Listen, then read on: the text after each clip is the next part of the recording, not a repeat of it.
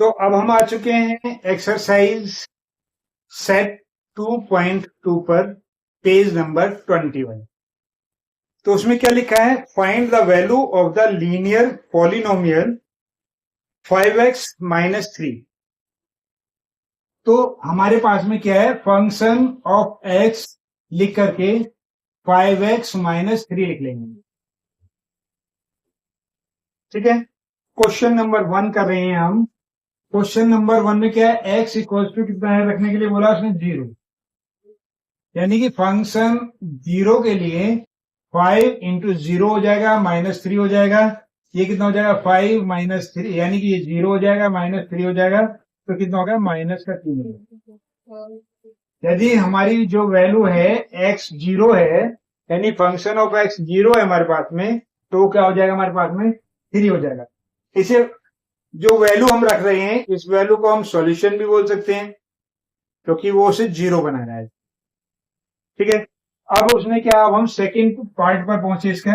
Second part के लिए x equal to हमारे पास में कितना है, माइनस का 1, यानी फंक्शन कितना लिया हमने, माइनस का 1 ले लिया, तो ये होगा 5।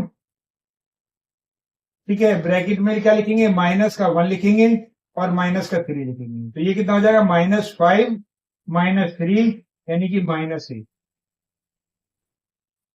यहां तक क्लियर हो गया? नहीं हुआ? चलिए फिर से एक बार समझा देते हैं। जो भी वैल्यू है इस वाली इक्वेशन में रखनी है, इस वाली इक्वेशन में। ठीक है, तो जब इस वाली इक्वेशन में रखा तो ये वैल्यू निकल के आई। अब थर्ड पार्ट क्या कह रहा है हमारे पास में, थर्ड पार्ट कह रहा है x इक्वल टू 2, यानी कि जो हमारे पास में f(x) था वो है 5x माइनस 3, और f इंटू कितना कर दिया हमने, 2 कर दिया। देखो 5 इंटू 2 माइनस 3, ये कितना होगा हमारे पास, 10 माइनस 3, यानी कि 7। इस तरीके से जो हमारा फर्स्ट क्वेश्चन है वो पूरा हो गया। हमने इसकी क्वेश्चन की जो वैल्यू थी वो सारी सारी निकाली। समझ आ गया? क्लियर हो गया? चलिए चलते हैं दूसरे क्वेश्चन पर।